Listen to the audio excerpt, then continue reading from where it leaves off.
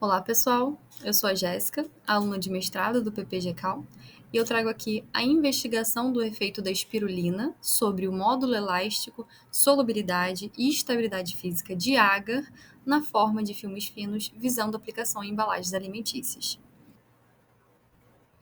A motivação desse trabalho se dá pela grande necessidade do desenvolvimento de embalagens plásticas que sejam 100% biodegradáveis, já que as embalagens de uso convencional não são biodegradáveis, ou seja, o produto de degradação delas não é CO2 e água. Na verdade, elas têm como esse produto os microplásticos, essas micropartículas que são extremamente danosas.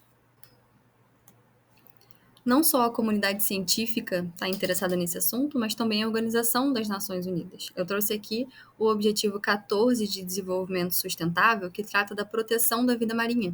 E uma forma de proteger a vida marinha é através da mitigação da poluição causada por esses microplásticos, que são o motivo de diversas crises ecológicas, como ameaça aos ecossistemas aquáticos, já que eles se acumulam nos níveis tróficos, redução do sucesso reprodutivo por alterações hormonais e desequilíbrios no metabolismo desses animais, e também a interrupção da ciclagem de nutrientes, já que a gente precisa de uma homeostase no próprio planeta, caindo também, né, num ataque direto à saúde humana, porque esses microplásticos já foram encontrados em alimentos, bebidas, água potável, placentas humanas e também leite materno.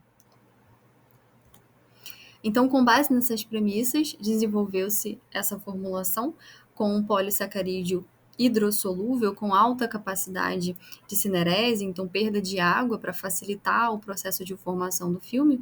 Como plastificante, utilizamos o sorbitol, ácido acético como um conservante para inibir o crescimento de micro-organismos, para que não tivesse uma contaminação durante o processo de secagem, e as diferentes cargas de espirulina para a gente poder investigar essas propriedades. E como funciona o processo de gelificação do agar? Com o aumento da temperatura do sistema, a gente tem o desfavorecimento das ligações de hidrogênio, que fazem com que essas cadeias que estavam inicialmente na forma nativa possam se rearranjar, se reordenar de outras formas, chegando até aqui na etapa D, no processo de gelificação, onde a gente tem a formação da rede tridimensional desse polissacarídeo. E como funciona o sorbitol como plastificante nessa formulação? Se nós fizéssemos um plástico somente com agar, daria certo? Sim, ele formaria um filme. Só que esse filme é extremamente quebradiço. Então, o sorbitol, ele entra nessa formulação para preencher esses líquidos entre as camadas dos polissacarídeos, para que a gente tenha uma maior mobilidade entre elas e tenha um filme mais flexível.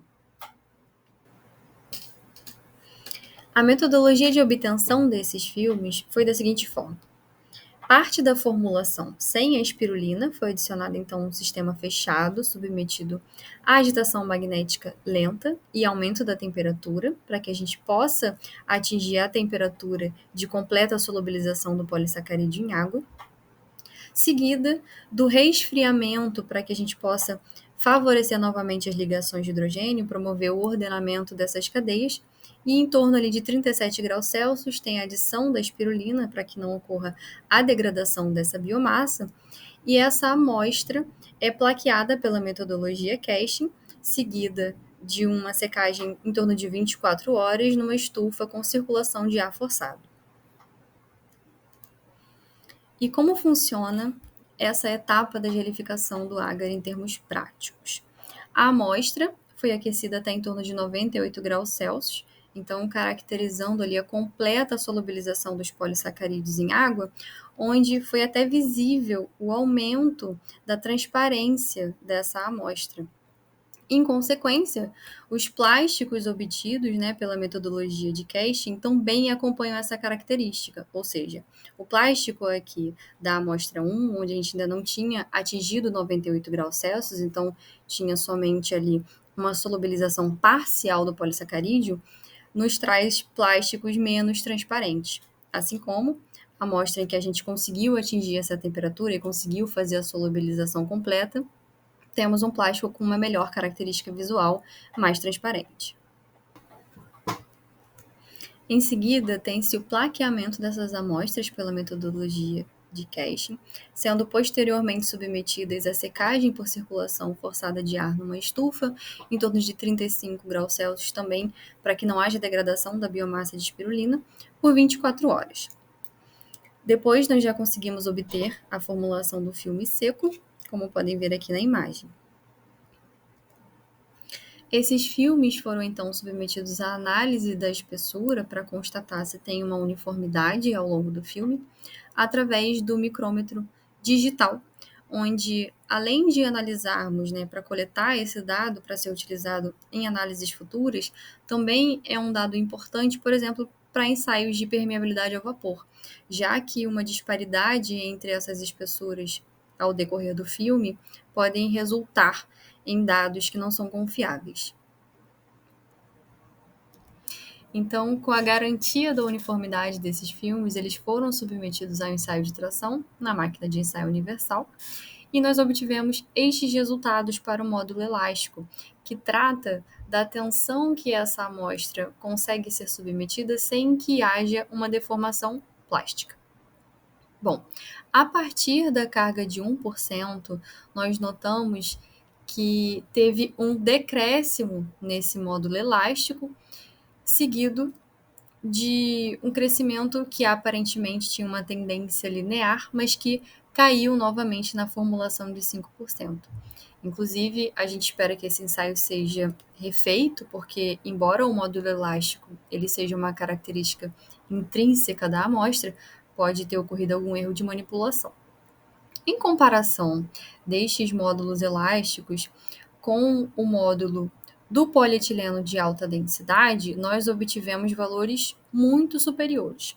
E o que isso significa? Que a nossa amostra ela tem uma maior resistência mecânica, sem deformação plástica, em comparação a este plástico convencional. Se nós olharmos, então, agora para o deslocamento na ruptura e a tensão na ruptura, que são análises que falam mais sobre a parte da deformação, a deformação elástica dessa amostra, nós obtivemos ali alguns valores que foram bem inferiores ao plástico convencional. Então, a nossa amostra ela é superior em resistência mecânica, e, em contrapartida, a resultados inferiores a esse estiramento, a essa deformação elástica. E para investigar esse primeiro decréscimo que ocorreu no módulo elástico, quando nós adicionamos a carga de 1%, nós avaliamos o plástico sobre microscopia óptica, com aumento de 40 vezes, e constatamos que nesta concentração, até mesmo na de 3%, a gente não tem ainda uma homogeneidade dessa carga dentro da amostra. E o que isso resulta? Quando a gente está fazendo um ensaio de tração, qualquer falta de uniformidade na amostra pode resultar em áreas preferenciais ao rasgo. Por isso, acreditamos que nesta formulação de 1%, como pode-se ver aqui, que tem poucas espirulinas dispersas em comparação a de 10, que está muito mais homogêneo, aqui nós temos a formação de zonas preferenciais que resultaram no decréscimo do módulo elástico. Em seguida, essas amostras foram submetidas ao ensaio de solubilidade em 24 horas, onde foram mantidas a temperatura ambiente, 25 graus Celsius, com uma agitação de 100 rotações por minuto, e a fração não solubilizada no final dessas 24 horas foi recolhida e seca para que a gente pudesse ter os resultados da solubilidade. Os dados obtidos através desse ensaio nos mostraram que não há uma diferença significativa, uma diferença estatística entre a adição destas diferentes cargas, ou seja, a adição da carga de diferentes concentrações de microalga não interfere na solubilidade em água em 24 horas, estando ali todos eles em torno de 50%. Por fim, foi feita uma análise qualitativa da estabilidade desses filmes como embalagem para alimentos oleosos. Nós escolhemos o azeite. Essas embalagens elas foram seladas por calor e se mostraram estáveis desde a data de fabricação, que foi agosto de 2022, até a data atual, sendo um ótimo indicativo para que novas análises sejam feitas com esse alimento. Para as conclusões finais, nós podemos voltar lá naquela pergunta inicial, então, quais são os efeitos da adição dessa espirulina na carga? E não houve uma interferência na solubilidade das formulações, mas sim uma alteração das propriedades mecânicas, onde a partir da concentração de 10%, nós notamos um aumento do módulo elástico em comparação com o controle de 0%. Essa formulação ela é extremamente hidrofílica, extremamente solúvel, então sendo muito vantajosa para aplicação em alimentos oleosos ou secos. Para as perspectivas futuras, bom, nós pretendemos refazer esses ensaios de solubilidade para ter uma maior confiança e, inclusive, estender o tempo para 48 e 72 horas para analisar o tempo de vida desse plástico em água.